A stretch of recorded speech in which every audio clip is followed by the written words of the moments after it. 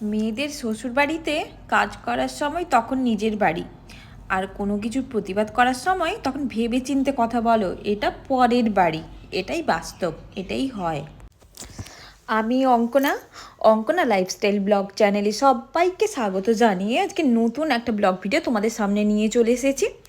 তো বন্ধুরা, তোমরা সবাই কেমন আছো? আশা করছি ভালোই আছো, সুস্থ আছো। তো আমিও তোমাদের ভালোবাসাতে আর ভগবানের আশীর্বাদে বেশ ভালো আছি। তো চলো পুরো ভিডিওটা দেখতে থাকো। আজকের ভিডিওটা আশা করছি আজকের ভিডিওটা তোমাদের বেশ ভালো লাগবে। তো সকাল থেকে রান্নাবান্না বসিয়ে দিয়েছি, সকাল না দুপুরের রান্নাবান্না বসিয়ে দিয়েছি। তো ভাতটা বসিয়ে দিয়েছি, আর এখানে কিন্তু ঢ্যাঁড়স, বিনস আর আলু দিয়ে একটা ভাজা বানাচ্ছি পেঁয়াজ দিয়ে, খুব ভালো লাগে।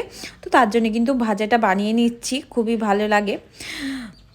মধ্যে আর নুন, হলুদ আর একটা কাঁচা গোটা লঙ্কা দিয়ে দিয়েছি, তো খুব ভালো লাগে ওইটা। তো এখানে আমার ভাজাটা বানানো হয়ে গেছে, তো নামিয়ে নিচ্ছি এখানে। তো সবার বাড়িতেই এটা কম বেশি হয়ে থাকে, যখন তুমি কাজ করবে তখন তুমি তোমার নিজের বাড়ি মনে করে করো।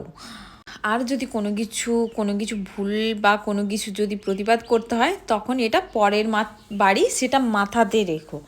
কোনো কিছু প্রতিবাদ করা যাবে না, সবাই সমস্ত কিছু কিন্তু সহ্য করে চলতে হবে।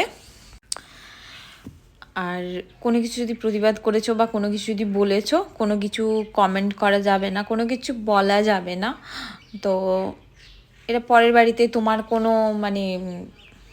তোমার কোনো বক্তব্য পেশ করাই বেকার, কেউ শোনে না।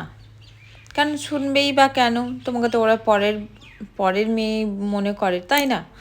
তো শুনবেই বা কেন বলো? তো সবাই আর কাজটা করছো, এটা তোমার নিজের বাড়ি, নিজের বাড়ি মনে করো, নিজের বাড়ি মনে করে তুমি কাজগুলো গুছিয়ে যাও। এটাই হচ্ছে সবার বাড়িতে কম বেশি হয়ে থাকে। তো যাই হোক, তো অনেক বক বক করে ফেললাম। তো তোমরাও কমেন্ট করে জানিও এগুলো সত্যি কি না। আর এখানে এই যে আমি চিকেন বানাবো আজকে, তো চিকেন বানানোর জন্য আলুটা ভেজে নিয়েছি প্রথমে নুন আর হলুদ দিয়ে একটুখানি। তো বেশ লাল লাল করে ভাজলে না চিকেনের আলুটা খেতে বেশ ভালো লাগে। আমার তো বেশ ভালো লাগে খেতে। তো তোমাদের কার কার চিকেনের আলু খেতে, চিকেনের থেকেও চিকেনের আলু খেতে কার কার বেশি ভালো লাগে কমেন্ট করে জানি। আর তারপর আলুটা তুলে নিয়ে ওই কড়াতেই কিন্তু আমি একটু সর্ষের তেল দিয়ে গরম করে নিয়েছি। গরম করে নিয়ে জিরে আর তেজপাতা ফোড়ন দিয়ে দিয়েছি। তো ভালোভাবে একটুখানি ভাজা ভাজা হয়ে যাওয়ার পরে তারপরে কিন্তু চিনিটা দিয়ে দিয়েছি। তো চিনিটাও বেশ চিনিটাও দিয়ে দিলে একটুখানি কালার চলে আসবে। তো চিনিটা দিয়ে দিয়েছি। এখানে চিনিটা বেশ ওই ওপরে ব্রাউন ব্রাউন কালার হয়ে উঠে গেল, তারপরে কিন্তু আমি পেঁয়াজটা দিয়ে দিচ্ছি, পেঁয়াজ কুচনো পেঁয়াজটা দিয়ে দিচ্ছি। তো তারপরে এই যে ভালোভাবে কিন্তু ভাজা ভাজা করে নিচ্ছি। তো বেশ লাল লাল করে একটুখানি ভাজা ভাজা করে নেব, তাহলে চিকেনটা একটুখানি ভালো লাগে খেতে। আর এখানে এই যে লঙ্কার গুঁড়ো দিয়ে দিয়েছি। তো লঙ্কার গুঁড়োটা ভালোভাবে করে একটু ভাজা ভাজা করে নেবো, তাহলে কি হয়, এটার মধ্যে যে ঝাল ঝাল ব্যাপারটা থাকে, ওই ঝাল ঝাল ব্যাপারটা কিন্তু চলে যায়।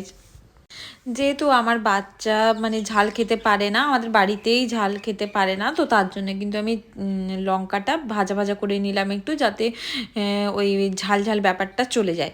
তারপরে ভালোভাবে পেঁয়াজটা আমার ভাজা হয়ে গেছে, তারপরে আমি চিকেনে মাখিয়ে রাখা নুন হলুদ আর অল্প একটু সরষের তেল আর একটুখানি লেবু মাখিয়ে রেখেছিলাম, তো সেইটাই কিন্তু আমি ওই কড়ার মধ্যে দিয়ে দিলাম। তারপরে এই যে ভালোভাবে কষিয়ে নিচ্ছি। তো এক হাতে যেহেতু ফোনটা ধরা ছিল, তো নাড়তে কষ্ট হচ্ছিল। তারপর ছেলেকে বললাম যে একটু ধরতে, তারপরে কিন্তু আমি সাঁড়াশিটা দিয়ে ধরে তারপরে আমি নাড়লাম। তো আমার নাড়তে একটু সুবিধে হলো। তো তারপরে এই যে আদা পেঁয়াজ রসুনের পেস্টটা দিয়ে দিচ্ছি।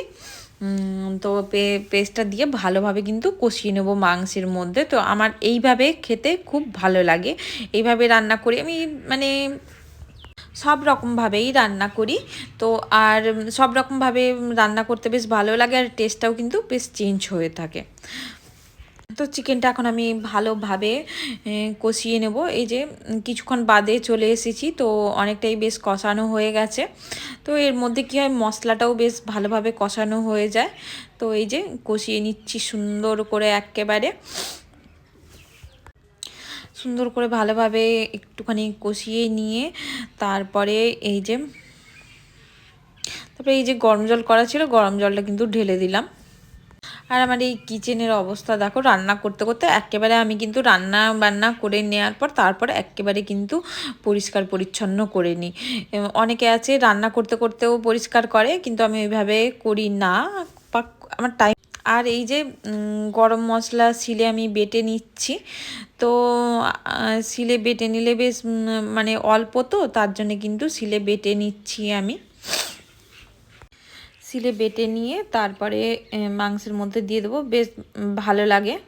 এই যে মাংসের ঝোলটা আমার ফুটে গেছে, তো ফুটে যাওয়ার পরে এই যে দিয়ে দিলাম, এই যে গরম মশলাটা দিয়ে দিলাম। তারপরে এবারে কিন্তু নাড়াচাড়া করে নেব।